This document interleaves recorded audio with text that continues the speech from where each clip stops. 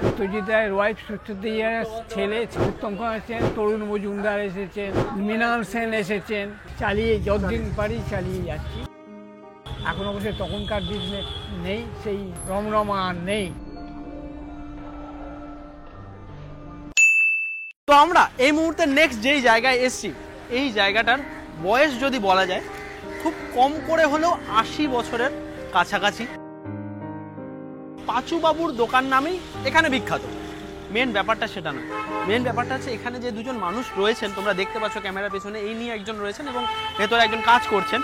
এনারা দুই ভাই এখনো হাসি মুখে এই দোকানটা চালিয়ে যাচ্ছে। বাট দোকানটা যদি একটু অবস্থাটা দেখা যায়, আমার মনে হয় না যে খুব সুন্দর বলে, বা যেভাবে আমরা চিনি, যে ধরনের মানে দোকান দেখি সেই রকম নয়। তার একটাই কারণ, সেল কম। ধীরে ধীরে তাদেরও বয়স হচ্ছে এবং তাদেরও নেক্সট জেনারেশন এই বিষয়ে ইন্টারেস্টেড নয় যে তারা দোকান চালাবে। কেন তোমরা আসবে সেটার জন্য এনাদের মুখ থেকে কিছু কথাবার্তা শোনো।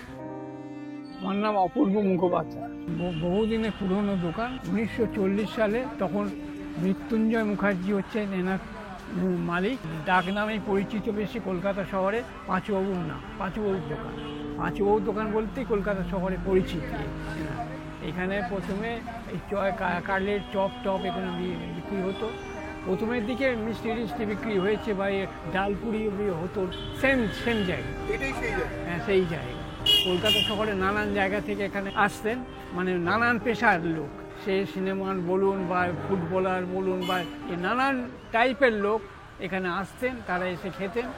উত্তম কুমার এসেছেন, তরুণ মজুমদার এসেছেন, মৃণাল সেন এসেছেন, সত্যজিৎ রায়ের ওয়াইফ সত্যজিৎ রায়ের ছেলে পিএলটি সত্য বন্দ্যোপাধ্যায় এসেছেন। তখন এই যে চপ সিঙ্গাড়া টিঙ্গাড়া পাওয়া যায়, এখন সেই চপ সিঙ্গাড়া টিঙ্গাড়া কোনো হয় না।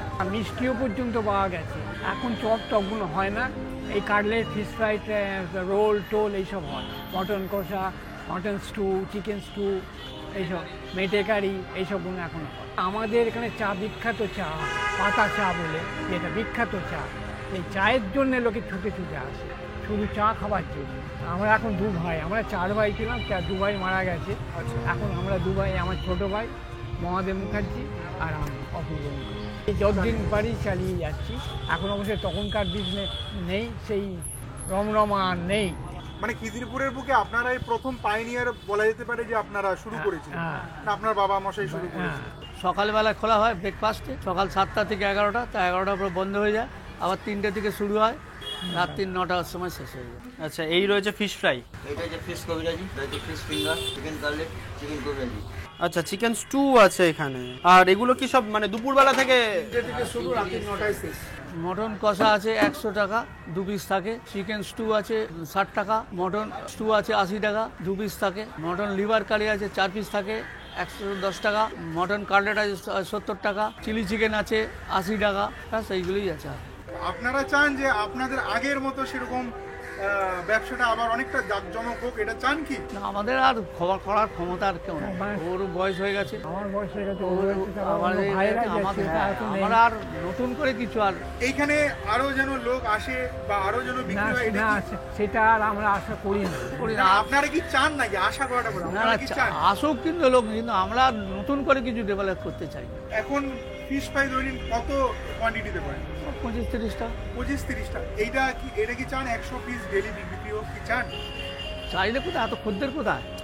কথা সেটা না, আপনি কি চান সেটা বলুন। সে চাইলে তো সব আপনারা মোটামুটি একটু তো চান, মনে যে পুরনো দিনের মনে আশা তো, মনের আশা আছে, কিন্তু এটা জানি মানে যে কঠোর সত্য যেটা, সেটা সম্ভব নয়। এটা সম্ভব নয়। আজকের বাজার, আজকের যা বাজার, তাতে সম্ভব নয়। বলছেন? হ্যাঁ। আর আমি যদি বলি এটা সম্ভব, আপনি খুশি হবেন তো মন থেকে?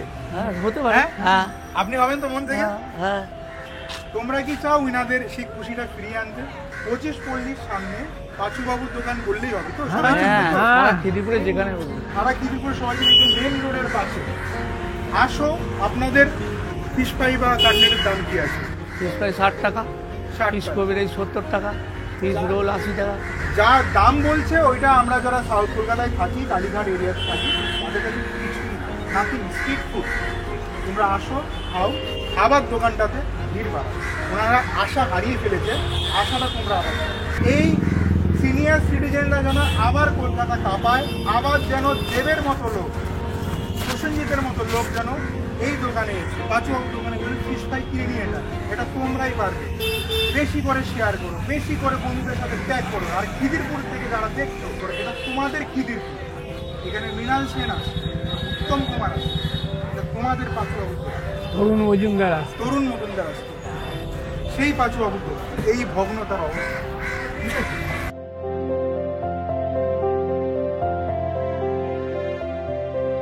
আশা করি বুঝতে পেরেছো তোমরা যে এত গুণী গুণী মানুষ এখানে এসেছেন, এসে খাওয়া দাওয়া করেছেন। যেভাবে সবাই আপডেট করে গেছে এনারা কোনোভাবে হয়তো করতে পারেননি। আর আমি তো বলবো যে যারা যারা আমাদের ভিডিওটা দেখছো, যাদেরকে মানুষজন চেনে, যারা একটু নিজেদের মনে করো আমরা ফেমাস, তারা যদি আসো, এসে এখানে যদি তাদেরকে এখান থেকে খাওয়া দাওয়া করো বা ভিডিও বানাও, যারা ইনফ্লুয়েন্সার্স রয়েছে তারা যদি এসে ভিডিও বানাও, আমার মনে হয় এই জায়গাটা আবার আগের মতন ওরকম প্রাণোচ্ছল হয়ে যাবে। তো চলো এবার আমরা খাওয়া দাওয়া মানে ফিশ ফ্রাইয়ে ফিরি। আমার হাতে এখানকার যে ফিশ ফ্রাই, এই রয়েছে ফিশ ফ্রাই। আর দেখো আমি কাসন্দি দিয়ে একটু স্যালাড দিয়ে এই ফিশ ফ্রাইটুকু ট্রাই করি। একদম টিপিক্যাল কেবিন স্টাইলে যে ধরনের ফিশ ফ্রাই পাওয়া যায় এক্স্যাক্ট তাই, আলাদা করে এটার বলার কিছু নেই। ভেতরে ভেটকি মাছের ফিলে, তার বাইরে বিস্কুটের গুঁড়ো কোটিং, দ্যাটস ইট। খাবারগুলো সাধারণ, বাট এখানে আসলে যে নস্টালজিয়াটা তুমি ফিল করবে যদি কেউ আগে এসে থাকো বা যারা আসবে, সেগুলো কিন্তু ভোলার মতন নয় এবং তোমার মনে থেকে যাবে। তো যারা যারা দেখছো বা দেখছেন তারা তারা অবশ্যই এই জায়গায় আসবেন। এই যে পাশে দুজন মানুষকে দেখতে পাচ্ছেন, তাদেরকে মুখে অলরেডি হাসি রয়েছে, আরও যদি হাসি ফোটাতে হয় তাহলে আসুন। সায়নদা একটু এখানকার অ্যাড্রেসটা একটু বলো না, কিভাবে মানুষ আসবে? এটা একদমই 25 পল্লী যে পুজো হয় সবাই চেনে, মানে খিদিরপুরের বুকে অন্যতম ফেমাস পুজো। তো সেই পুজোর যেখানে এন্ট্রেন্স আছে ওই একদম খিদিরপুর মোড়ের সংলগ্ন, কাউকে পাঁচবাবুর দোকান বললেই হবে। এটা ইটসেলফ একটা ল্যান্ডমার্ক, মানে এটাকে চেনানোর জন্য অন্য কোনো ল্যান্ডমার্কের দরকার নেই। আর থ্যাংক ইউ এত সুন্দর সুন্দর জায়গা আজকে সারাদিন ধরে ঘোরানোর জন্য, এতক্ষণ সময় দেওয়ার জন্য অসংখ্য ধন্যবাদ। আমার নিজের খুব ভালো লাগছে যে তোমাদেরকে মানে এখানে ঘোরাতে পারলাম, খিদিরপুরের যে কালচার বা ফুডের যে এক্সপিরিয়েন্সটা তোমাদেরকে দিতে পারলাম, এবং সেটা তোমাদের মাধ্যমে সারা পশ্চিমবঙ্গের লোকের মধ্যে এবং তারও বাইরে আশা করছি ছড়িয়ে পড়বে। মানে বলার কিছু নেই, যারা যারা দেখছেন বা দেখছো, যারা যারা অন্য মাল্টি কুইজিন রেস্টুরেন্টে যান তারা ভিজিট করুন, একবার একদিন আসুন, বিকেলবেলা ঘুরতে ঘুরতে চলে আসবেন। 3টে থেকে খুলে যায় দোকান, চলে আসবেন, একটা ফিশ ফ্রাই খাবেন বা যা পাওয়া যায় টুকটাক ভাজাভুজি ভালোই লাগবে। আমি এইটুকু তো বলতে পারি, খেতে পারবেন না এরকম তো আমি একেবারে বলার ক্ষমতাও আমার নেই। দুর্দান্ত, খেয়ে দিয়ে শেষ করি। আচ্ছা আমি একটুখানি ফিশ ফ্রাই তোমার জন্য। তো এই হচ্ছে ব্যাপার, এই হচ্ছে আমাদের খিদিরপুর সিরিজ। অনেকগুলো জায়গা কভার করলাম, তার মধ্যে থেকে আমার কাছে বেস্ট জায়গা পাঁচু বাবুর দোকান। এখানে লেখা রয়েছে, একবার যদি দেখিয়ে দাও উপরে, পাঁচু বাবুর শপ, পাঁচু বাবুর দোকান, এবং এই রয়েছে মেনু কার্ড। হ্যাঁ দাদা এসছে জলপাইগুড়ি থেকে। তো কেমন লাগলো আজকে সারাদিন? আজকে দারুণ সুন্দর আনন্দ উপভোগ করলাম এই দুই ভাইয়ের মাধ্যমে, অমিতদার মাধ্যমে। দারুণ সুন্দর সুন্দর জায়গায় আমাদেরকে ভিজিট করিয়েছে, খাইয়েছে। লাস্ট আজকে আমার মুগ্ধ হয়ে গেলাম এই দোকানটাতে এসে। এটা বলবো, নর্থ ক্যালকাটাতে এই ফিশ ফ্রাই খেতে গেলে 90 থেকে 100 টাকা পড়বে, ওরা কিন্তু 60 টাকাতে দিচ্ছে। এটা কিন্তু সত্যি রিমার্কেবল। যদি ভিডিওটা ভালো লেগে থাকে লাইক শেয়ার সাবস্ক্রাইব করবে। আর যদি তোমরা যারা যারা আসতে পারছো না, সাপোর্ট করার জন্য ভিডিও শেয়ার করতে পারো। শুধু আমরা চিকেন রোল বানাই, চিকেন পানির মাটন, আন্ডা চিকেন, আন্ডা মাটন, আন্ডা পনির। এই রোলটা খিদিরপুর চত্বরে one of the best roll, আচ্ছা। ভালো টেস্ট।